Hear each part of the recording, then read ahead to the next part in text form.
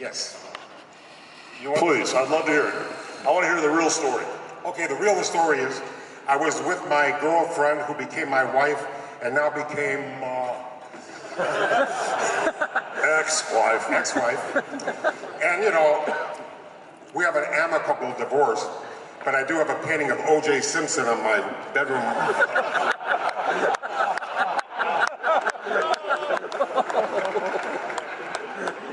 And is that a little? We can't help you. Is that a little stiff? We can't help you. You're taking all the heat off me. Go, man, go. Go. I didn't do anything wrong. Keep going. So I was with George Weingroff, El Brazero, myself, my ex-wife, and we all were in Knoxville at the World Fair. I think I need a drink. At the World Fair. That's my alibi. I was not anywhere near Nashville. And Randy had a tendency, if he did not like you, to tell you to your face. Oh, yes. Yes. And for some reason, he did not like superstar Bill Dundee. So, this is the story that I got secondhand, and I'm very glad I wasn't there, because I hate that kind of violence. Okay. So, evidently, Randy goes up to Bill Dundee, and Bill Dundee says, "How you doing? Can I use the expletive, or would I?" Yes.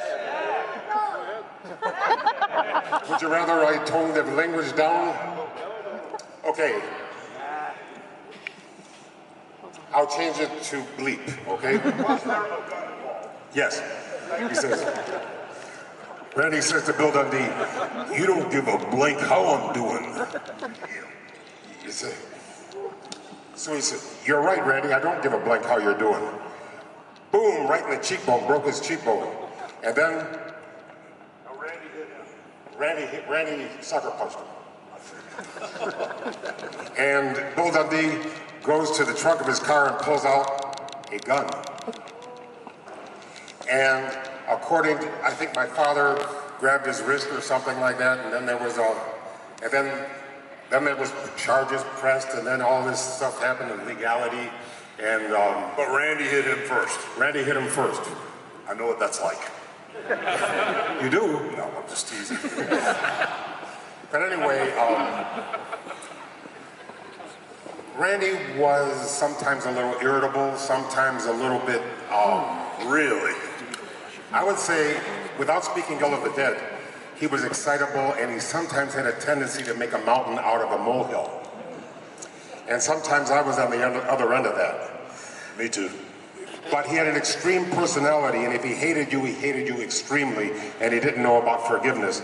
But he did a lot of work for a lot of people, and he always, always, always saw the good in people, and he was good to people less fortunate than him. I told a story of the the Special Olympics at the WrestleMania, but it wasn't just that. And I know that you and him went to children's hospitals all the time, and the only thing you got for it is tired. There was no publicity involved. But it was just that both these men cared a lot. And what I would like to do now is, see, when I became 59 years old, I became the older brother. Now I get to make all the unpopular decisions. And I am going to decide that I don't want to have a negative word with anybody, and I just want to live whatever God gives me the rest of my life. What I would like to do is just pass through this world with love and not with hate, without malice, and with good tidings for all. And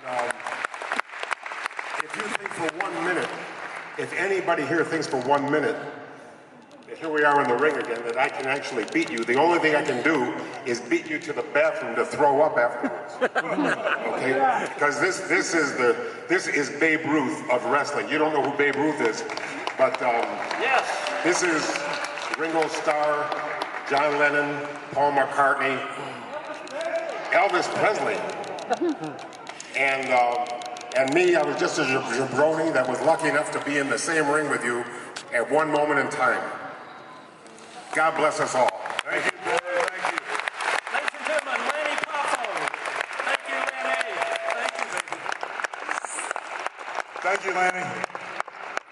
wasn't just me. It was Randy too. He was intense. That's awesome, man. Beautiful, Andy. We love you. Rachel, who's next, baby? Luke's got a question for you. What's the most weirdest Hulk Hogan merchandise you've ever seen?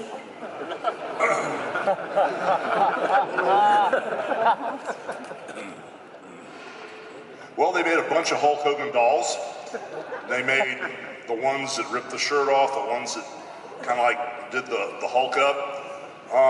They made the ones that did the bow and arrow, and they made a vibrating Hulk Hogan doll. They made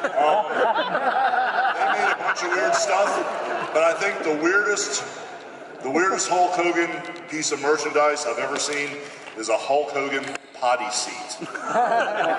So, you know, so that the kids can learn how to use the seat. That's really weird. Everybody was sitting on me all over the world. Thank you, brother. Hugster, this is a great story over here. This is Evie, and this is Joe. This is the Hugster.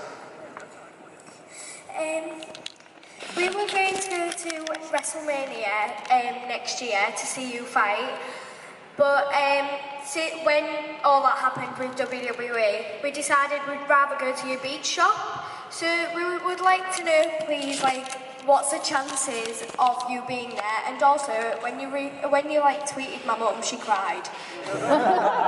When are you guys going to be there? September 2nd. September 2nd. Is that like a weekend or? I don't know. So like coming next year? Well, I don't have a job, so I'll probably be there. But there's a guy, you know, in the United States, there's a very, very famous movie director. His name is Ron Howard. Well, there's also a Ron Howard that works at my beach shop, but he has nothing to do with movies. If you'll call the beach shop, Hogan's Beach Shop, and tell me you guys are coming September 2nd, how long are you guys staying for?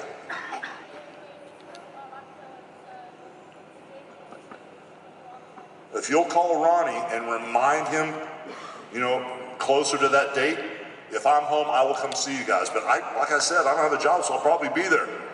Okay, thank you. And also, can we come find you later after the show for a selfie? We're going to be in the heart room up there. Yeah, Jimmy's going to make an announcement about pictures afterwards. Okay. So Jimmy will tell you all the information as soon as we're done. Okay, thank you. Thank you, guys. Thank you, guys. Hey, Awesome. you two stay out of trouble. All right, Rachel. Hey, Hulk, we got Harry. Hi, Hogan. Hey, brother. In your career, how did you become one of the great legends? Ooh. Well, you know what happened with me? I fell in love with wrestling, and that's all I could think about. I kind of was obsessed with it. 24 hours a day, I would watch wrestling, and I started working out, because when I was in high school, I was real fat. And I never had a girlfriend.